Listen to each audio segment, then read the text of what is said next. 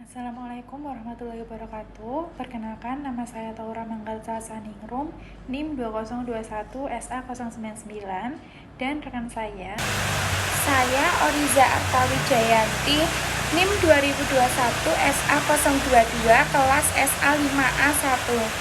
Di sini kami akan mempresentasikan tugas UAS Sistem Informasi Manajemen kami yang berjudul Analisis Sistem Informasi Manajemen di Perusahaan GrabFood dengan model SWOT. Abstraksi terdiri dari kata kunci, latar belakang, tujuan, metode, dan hasil.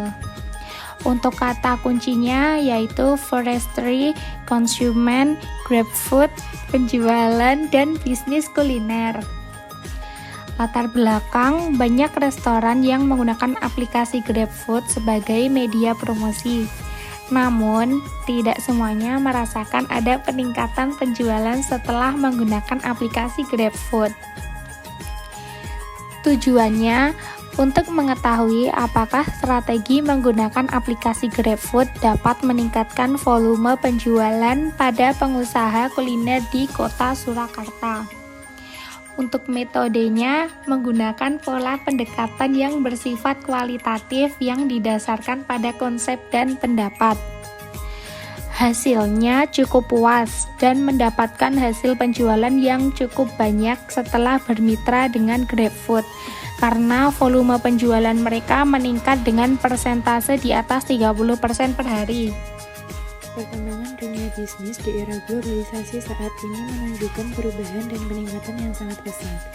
Kenyataan tersebut ditambahi dengan semakin ketatnya persaingan bisnis. Oleh sebab itu, para pebisnis harus mampu mempertahankan kelangsungan hidup mereka sekaligus berkembang sesuai dengan apa yang mereka harapkan. GrabFood adalah layanan pesan antar makanan yang dapat diakses dengan menggunakan aplikasi Grab. Layanan ini mirip dengan layanan delivery order dari sebuah restoran bagi pengusaha kuliner, terutama usaha mikro, kecil, menengah yang memiliki budget terbatas untuk mengembangkan layanan delivery order. GrabFood bisa menjadi solusi alternatif yang sangat membantu. Layanan GrabFood, khususnya bagi pengusaha kuliner, terdapat adanya potensi kenaikan penjualan dari layanan food delivery yang dimana hal itu akan merugikan bagi mitra. Peneliti berharap bagi UMKM yang memiliki permasalahan dengan tidak memiliki budget yang lebih dengan keberadaan GrabFood akan mempermudah dalam mengatasi masalah tersebut. Dampak keberadaan GrabFood dalam meningkatkan penjualan jelas membawa dampak positif kepada pelaku usaha kuliner yang bergabung ke dalam aplikasi dan menjadi mitra. Untuk yang kedua adalah landasan teori, memiliki 3 aspek. Yang pertama, 1. Sistem informasi.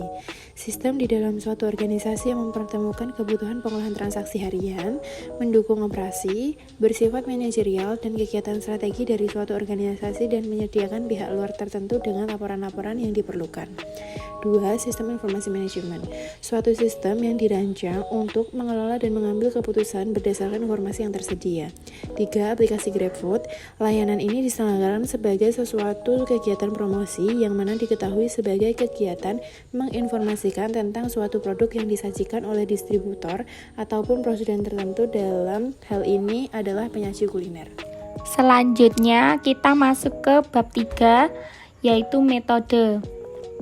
Di dalam bab 3 menjelaskan bahwa penelitian ini menggunakan pendekatan kualitatif dan jenis penelitian yang digunakan adalah penelitian lapangan atau field research, yaitu suatu penelitian yang dilakukan di lingkungan masyarakat tertentu, baik di lembaga-lembaga organisasi masyarakat maupun lembaga pemerintah.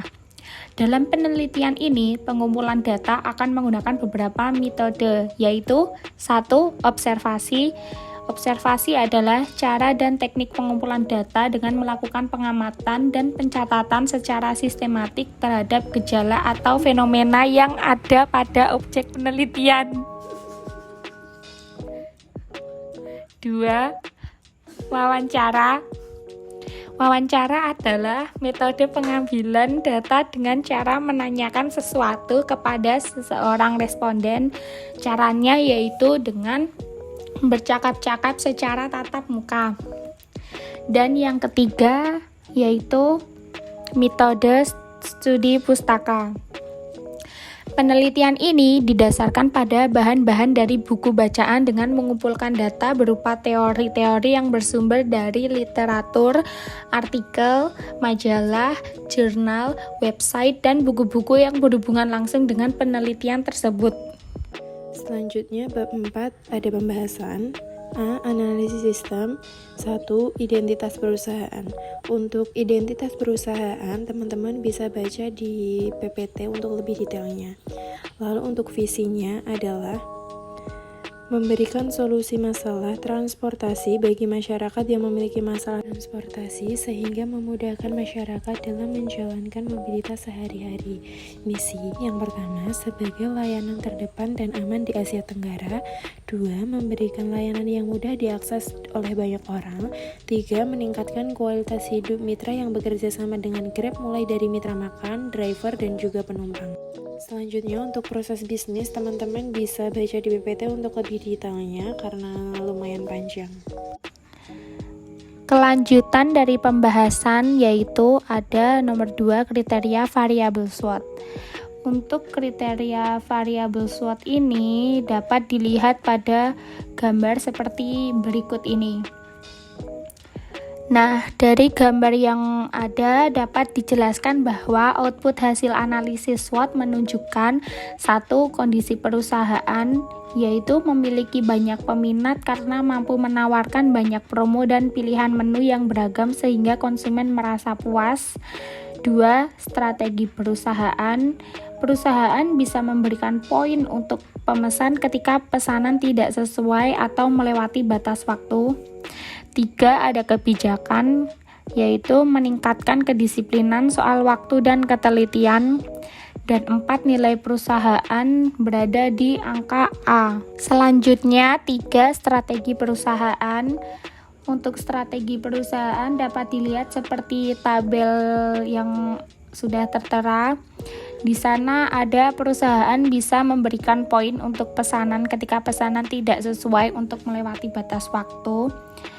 Skor nilainya A, dan ada perusahaan perlu memperkuat strategi pemasaran yang lebih kreatif.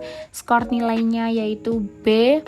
Selanjutnya, perusahaan harus pintar dalam mengambil peluang bisnis yang ada. Skor nilainya yaitu C. Dan ada perusahaan harus meningkatkan SDM dan membuat strategi baru yang lebih inovasi, kreatif, dan unggul. Skor nilainya yaitu D. 4. Kebijakan perusahaan. Kebijakan manajemen perusahaan. 1. Meningkatkan kedisiplinan soal waktu dan ketelitian. 2. Merecovery tim kreatif di dalam perusahaan. 3. Meningkatkan sumber daya manusia dan up to date. 4. Meningkatkan SDM yang lebih inovasi dan kreatif dalam dunia kerja. Untuk skor nilainya terdapat di PPT. Selanjutnya B, ada implementasi sistem. Di sini kita udah ada panduan-panduan, udah disertai gambar dan juga keterangan. Teman-teman bisa baca di PPT juga seperti gambar 1.1, download aplikasi dulu, terus gambar 1.2, daftar, terus gambar 1.3 untuk verifikasi, dan selanjutnya untuk implementasi sistem. Waktu udah masuk di beranda aplikasinya, nanti akan muncul gambar-gambar yang teman-teman cari, tinggal diketik aja. Terus tinggal kalau mau pesen ada opsi pesen, dan untuk pembayarannya ada beberapa metode pembayaran. Seperti itu. Berikut kelanjutan dari implementasi sistem. Di sana ada tertera beberapa gambar, yaitu gambar 1.11. Dijelaskan bahwa setelah itu akan muncul berbagai rincian. Anda bisa mengubah alamat, bisa melihat total pesanan, dan bisa memilih waktu pengantaran. Selanjutnya pada gambar 1.12 dijelaskan Anda dapat memilih cara pembayaran dan dapat klaim promo yang tersedia. Selanjutnya pada gambar 1.13 di sana ada pilihan metode pembayaran sesuai yang Anda inginkan. Dan pada gambar 1.14 Anda juga dapat memilih berbagai promo yang tersedia. Dan terakhir ada gambar 1.15, dijelaskan jika semua sudah sesuai dengan keinginan Anda tinggal tekan opsi pesan dan pesanan Anda akan diproses selesai. Yang terakhir, bab 5 kesimpulan. Berdasarkan dari hasil olah data analisis sistem, maka peneliti dapat mengambil kesimpulan melalui nilai skor hasil penelitian dari proyek SIM serta strategi dan kebijakan. Melalui hasil penelitian yang diperoleh, didapati bahwa nilai yang dirasakan pelanggan atau perceived value memiliki pengaruh yang cukup kuat terhadap kepuasan pelanggan atas layanan GrabFood, dan perceived value yang menjadi pengaruh yang cukup kuat bagi kualitas layanan GrabFood dan kualitas makanan yang ada di GrabFood. Maka dari itu, penting bagi pihak GrabFood dan pemilik restoran yang tergabung dalam layanan GrabFood untuk terus memperhatikan perceived value agar dapat terciptanya kepuasan dalam diri pelanggan akan suatu layanan GrabFood. Berdasarkan hasil peneliti yang telah dilakukan, maka penelitian ini diharapkan dapat memberikan wawasan kepada penyedia layanan GrabFood dan setiap pemilik restoran yang tergabung dalam layanan GrabFood agar dapat mengembangkan setiap peluang bisnis yang sedang diperjuangkannya.